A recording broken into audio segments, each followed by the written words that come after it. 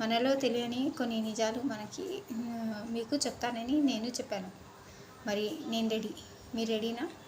అయితే చెప్పుకుందామా? అదేనండి, నేను చెప్పాను కదా, మనమే మనల్ని ఎలా ట్రీట్ చేస్తున్నామో అది మనమే కాదండి, అందరూ అట్లాగే ఉన్నారు.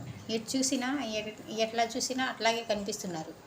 ఏంటంటే ఆడపిల్లే కదా అని చిన్న చూపు చూడటం. ఏంటి, పిల్లల్ని అందరినీ ఒకలాగా చదివించడం మానేశారు. ఏంటంటే ఆడపిల్ల కదా అని ఏదో గవర్నమెంట్ స్కూల్లో వేసేస్తున్నారు, మగ పిల్లలేమో మంచి ప్రైవేట్ స్కూల్లో చదివించుకుంటున్నారు. ఏంటండి ఈ తేడా? చెప్పండి అసలు. ఈ తేడాలు ఏంటి? తేడాలు మనమే కదా తెస్తుంది. మనమే తెచ్చినట్టుంది కదా ఇప్పుడు. మనమే ఇట్లా చేస్తుంటే మనం ట్రీట్ చేస్తున్నదే కదా మన మీద జరుగుతుంది. ఏదైనా చిన్న ఇన్సిడెంట్ జరిగింది అనుకోండి, ఇప్పుడు మన ఆడాల మీద మనమే ఎన్నిసార్లు ఎత్తి పొడుచుకునే మాటలు చెప్తూ ఉంటాం. అవునా కదా? అదంతా మనం కంట్రోల్ చేసుకోగలిగితే మన మీద ఇంత ఉండదని నేను అనుకుంటున్నానండి. 100% అండి, నేను 100% చెప్పగలను.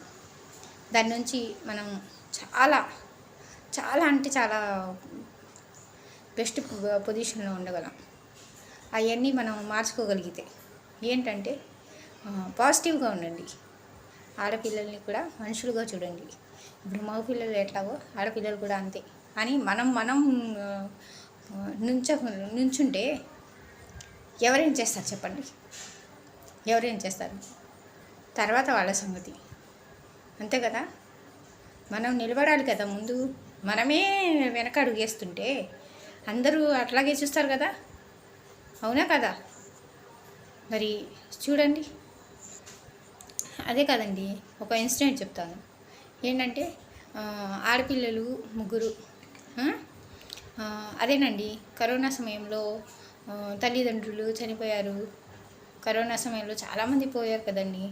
అట్లాగే పోయారంట 3 ఆడపిల్లలు. పిల్లలు కూడా పెద్ద పెద్దవాళ్ళేనండి, పెళ్ళిళ్ళు అవ్వలేదు అంతే. సొంత ఇల్లే ఉందంట. పెద్ద పెద్దవాళ్ళే, అంటే పెళ్ళిడికి వచ్చిన పిల్లలు అనుకుంటా.